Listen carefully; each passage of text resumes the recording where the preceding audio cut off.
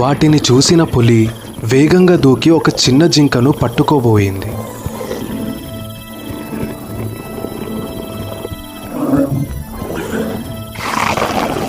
ఆ సమయంలో జింకల గుంపు పక్కనే ఉన్న చెట్టు మీద నుంచి ఒక గద్ద పెద్ద శబ్దంతో పులిని బెదిరించింది.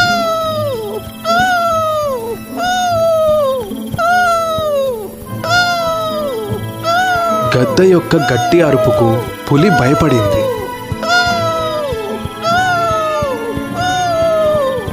ఈ అవకాశాన్ని ఉపయోగించుకొని తల్లి జింక తన పిల్లలను వెంటబెట్టుకొని వేగంగా పరిగెత్తింది.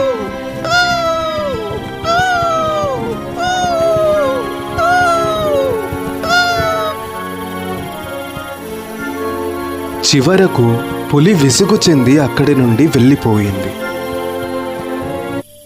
తల్లి జింక